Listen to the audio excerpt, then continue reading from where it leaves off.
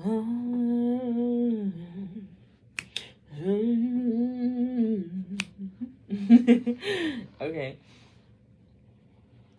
I have a message today about sovereignty and transference, energy transference. Um, take a time out to take a step back is an act of sovereignty, is an act of rebellion. When we are in space with others, biologically, we transfer energy, we transfer chemicals, and chemicals are energy. But also, we might have, depending on what we're coming into the space with or what others are coming into space with, we might have kind of like these emotional bugs that we can kind of labor upon each other. And when we are focused in becoming sovereign, it is integral to recognize what's a bug and what's like authentic, what when we're authentically connecting with people and when we're kind of just in the motions. I think that lately I've been in the motions of communicating mostly through telecommunications and finding that like sometimes I will be coming from like this really strong, authentic, channeled space where I'm like, yes, I'm fully in my heart space. Yes, I'm fully in my crown chakra.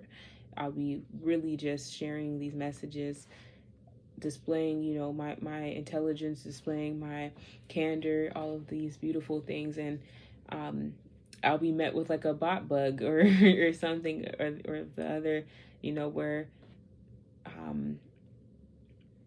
that energy just isn't matched. And there's nothing to those who have shown up in those ways, especially when it comes to telecommunications, because there's only so much that you can connect on, or sometimes it's not even that easy to really meet that present moment with that individual when you know you're just exchanging through text or what have you. But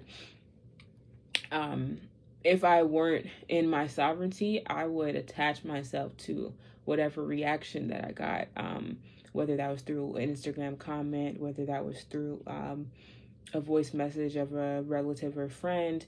I think that a lot of times it's important that we're not searching for a reaction, because that kind of goes against having that flow of sovereignty and of solace within oneself. So that's kind of just what I wanted to share, just off the dome, because it's something that I've had to really learn for myself. And I'm really reflecting deeply on the year 2022. Like a couple years ago, 3 years ago, I was 22, and I would really like ask people about a bunch of things, like a bunch of opinions. I would ask for a lot of opinions around what I was doing, how I was doing it before I made my decisions. And sometimes I would allow my decisions to be made by others just because I didn't really, yeah, that's what it was. I didn't trust myself to be sovereign. I didn't trust myself to really attune to kind of just the depth of my emotion. And that's a big thing for me. Emotion really directs me personally, you know, and some people, you know, are more directed by information or I guess other cues, other social cues. But for me, it's really my inner feelings, and I'm really in tune with my feelings. I have a very high EQ. So when I became aware that like these energy bugs were being latched onto me based off of others observing these traits out of me, and kind of just creating these little bugs that quickly addressed me, I just had to just pull back. I had to pull back my energy. I had to cut a lot of people off within the last 3 years, honestly. But Not everybody could be cut off. That's what I would say. Like sovereignty, the act of becoming a sovereign spirit and becoming sovereign in your flow and committing to that flow is not a game of who I can cut off the fastest, who's gonna reach the block list. It's a devotional path of kind of just a soul, your own soul recognizing itself. It's 11:11 kind of vibe. It's energy mirroring mano y mano. I mean, it's not even 11:11. So let me back it up. It's more of the energy of two. We're talking about flow. We're talking about femininity. It's a shadow work, like shadow work essentially. So what we call shadow work, what we call addressing the subconscious, that's how we are able to access these sovereign flows. And yeah, asking yourself a lot of yes or no questions and being so real about the answer and what that means.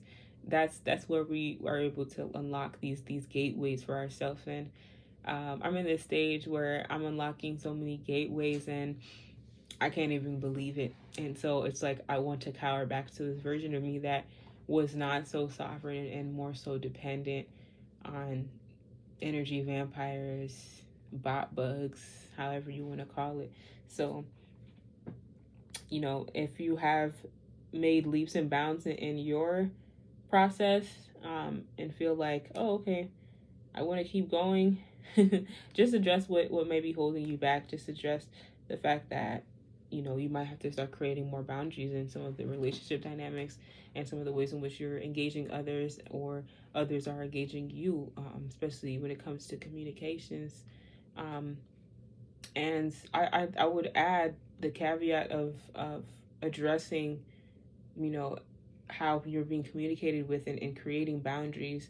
You also have to create boundaries with oneself. And that's a big part of it. When you create boundaries with oneself, you get to be so clear in your communications, and the way that shows up, that clarity shows up when you walk in the room, because you already told yourself, oh yeah, I'm only staying here for 5-10 minutes.